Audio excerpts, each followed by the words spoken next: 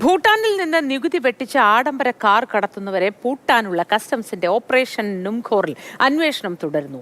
നടൻ അമിത് ചക്കാലക്കലിന് വാഹനക്കടത്തിൽ ബന്ധമുണ്ടോ എന്ന സംശയത്തിലാണ് കസ്റ്റംസ് ഉള്ളത്. അമിത്തിന്റെ 8 കാറുകളാണ് ഇതുവരെ പിടിച്ചെടുത്തത്. നടൻ ദുൽഖർ സൽമാനെയും നോട്ടീസ് നൽകി വിളിപ്പിച്ച് വിശദമായി ചോദ്യം ചെയ്യും. വിശദവിവരങ്ങൾ നമ്മുടെ പ്രതിനിധിയായ റിയ ബേബി നൽകും. Riya, good morning. അമിത് ചക്കാലക്കലിന് ഇതുമായി നേരിട്ട് ബന്ധമുണ്ടോ എന്നതാണല്ലോ ഇപ്പോഴുള്ള ഒരു സംശയം. എന്താണ് ലഭ്യമാകുന്ന വിവരങ്ങൾ, റിയ? മോദി ഓപ്പറേഷൻ നുംഖോർ അതാണ് കസ്റ്റംസ് ഇതുമായി ബന്ധപ്പെട്ട് നടപ്പിലാക്കുന്നത്. ഇന്നലെ നിരവധി വാഹനങ്ങൾ ഇതുമായി ബന്ധപ്പെട്ട് കസ്റ്റംസ് പിടിച്ചെടുത്തു. പ്രധാനമായും അതിൽ നമുക്ക് വ്യവസായികളുടെ അടക്കം വാഹനങ്ങളുണ്ട്. അതിൽ കൊച്ചിയിൽ നിന്ന് പിടിച്ചെടുത്തതിൽ ഏറ്റവും പ്രധാനപ്പെട്ടത് ദുൽഖറിന്റെയും അതോടൊപ്പം തന്നെ നമ്മൾ ഈ ദൃശ്യങ്ങളിൽ കാണുന്നത് പോലെയുള്ള അമിത് ചക്കാലക്കലിന്റെയും ആഡംബര വാഹനങ്ങളാണ്. ഭൂട്ടാനിൽ നിന്ന് എത്തിച്ചവയാണ് എന്നതാണ് കസ്റ്റംസ് വിലയിരുത്തുന്നത്. അതുകൊണ്ട് തന്നെയാണ് അതിന്റെ വിശദമായ പേപ്പറുകൾ, രേഖകൾ അടക്കമുള്ളവ കസ്റ്റംസ് ഓഫീസിൽ എത്തിക്കാൻ ഒരു നിർദ്ദേശം കൂടി നൽകിയിരിക്കുന്നത്. ഇതിൽ പ്രധാനമായും കസ്റ്റംസ് സംശയിക്കുന്നത് ഈ അമിത് ചക്കാലക്കലിന്റെ 8ഓളം വാഹനങ്ങൾ പിടിച്ചെടുത്തിട്ടുണ്ട്. അമിത് ഇന്നലെ വിശദീകരിച്ചത് താൻ ഇതിൽ തേർഡ് പാർട്ടി ഒക്കെയായി എത്തിയിരിക്കുന്ന ആളാണ്.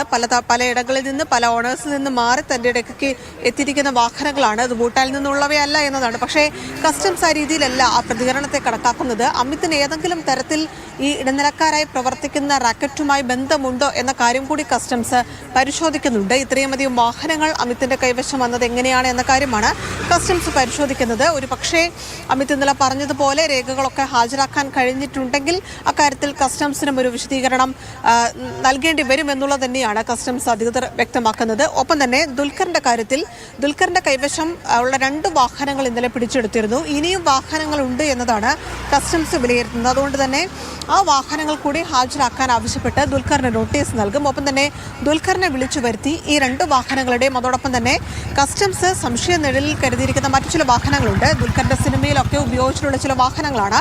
അതിന്റെ ഉടമസ്ഥാവകാശം സംബന്ധിച്ചും അത് ആരുടെ കൈവശമാണ് ഇപ്പോൾ ഉള്ളത് എന്നതടക്കമുള്ള കാര്യങ്ങളിലും ഒരു വിശദീകരണം തേടാനാണ് കസ്റ്റംസ് നീങ്ങുന്നത്. എന്തായാലും നേരിട്ട് ഈ ഉടമകളെ വിളിച്ചു വരുത്തിയുള്ള ഒരു കാര്യങ്ങൾ ചോദ്യം ചെയ്യുന്ന തരത്തിലുള്ള വിശദീകരണവും അടക്കമുള്ളവ നേടാൻ ചോദ്യം ചെയ്യാനായി ഇവരെ വിളിപ്പിക്കുക, റിയ?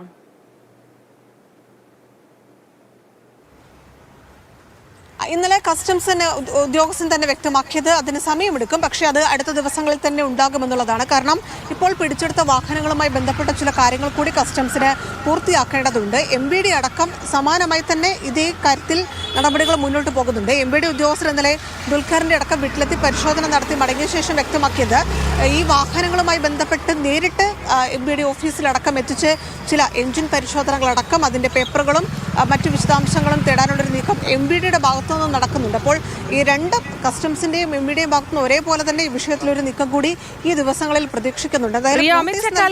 ഈ വാഹനക്കടത്തുമായി ബന്ധമുണ്ട് എന്ന സംശയം ഉദ്യോഗസ്ഥർക്ക് തോന്നാനുള്ള സാഹചര്യം എന്താണ്?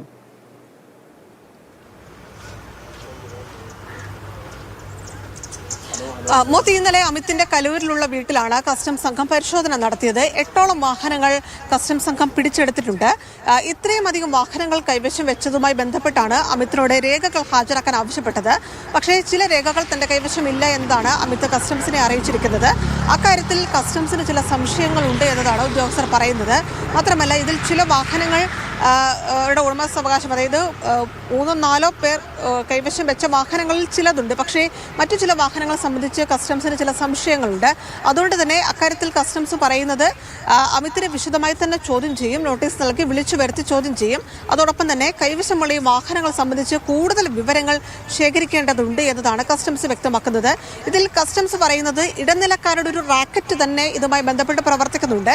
ചില ഉടമസ്ഥർക്ക് അതിനെക്കുറിച്ച് വിവരമില്ല. ഈ ഇടനിലക്കാർ വിശ്വസിപ്പിച്ച് പുതിയ വാഹനങ്ങളാണ് എന്ന്, ഇന്ത്യയിൽ രജിസ്റ്റർ ചെയ്ത വാഹനങ്ങളാണ് എന്ന് പറഞ്ഞുകൊണ്ട് തന്നെ അവർക്ക് വിൽക്കുന്നുണ്ട്. പക്ഷേ ചില ആളുകൾ ഇത് ഭൂട്ടാനിൽ നിന്നടക്കം എത്തുന്ന, അനധികൃതമായി നികുതി വെട്ടിപ്പടക്കം നടത്തി എത്തുന്ന വാഹനങ്ങളാണ് എന്ന് അറിഞ്ഞുകൊണ്ട് തന്നെ സ്വാഭാവികമായും ഇത്തരത്തിലൊരു വിലക്കുറവൊക്കെ ലഭ്യമാകുന്ന സമയത്ത് ഇതിന് പിന്നിൽ എന്തെങ്കിലും തിരിമറി ഉണ്ടോ, അല്ലെങ്കിൽ നേരിട്ട് ഇത്തരത്തിൽ ആഡംബര വാഹനങ്ങൾ ഇത്രയും വില കുറച്ച് എന്തുകൊണ്ട് ലഭ്യമാകുന്നു എന്നത് ചിന്തിക്കാൻ ഔചിത്യമില്ലാത്ത മനുഷ്യരൊന്നും ആയിരിക്കില്ലല്ലോ ഇവരൊക്കെ, അല്ലേ? ഒന്ന് ആ കാര്യം അതുപോലെ തന്നെയാണ്. പക്ഷെ മറ്റൊരു കാര്യം കൂടി ഉള്ളത്, ഈ ഇടനിലക്കാർക്കാണ് ഈ വാഹനങ്ങൾ വില കുറച്ച് ലഭിക്കുന്നത്.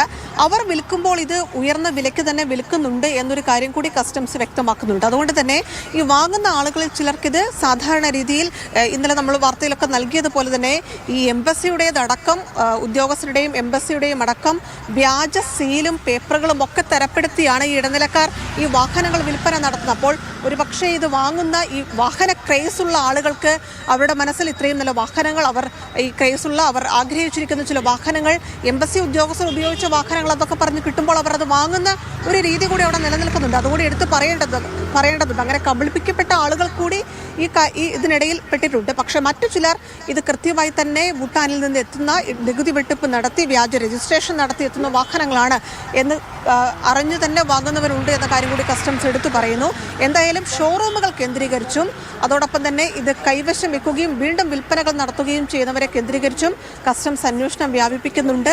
ഈ ദുൽഖർ അടക്കമുള്ള, അമിച്ചക്കാലക്കൽ അടക്കമുള്ള ആളുകളെ നോട്ടീസ് നൽകി വിളിച്ചു വരുത്തും. അക്കാര്യത്തിൽ കസ്റ്റംസ് ആ നിലപാട് തന്നെ സ്വീകരിക്കുന്നു. പക്ഷേ ഇന്ന് റെയ്ഡുകൾ ഉണ്ടാകില്ല എന്നാണ് നമുക്ക് മനസ്സിലാക്കാൻ കഴിയുന്നത്. പിടിച്ചെടുത്ത വാഹനങ്ങളുടെ രേഖകളടക്കം കസ്റ്റംസ് വിശദമായി തന്നെ പരിശോധിക്കാൻ ഒരുങ്ങുകയാണ്.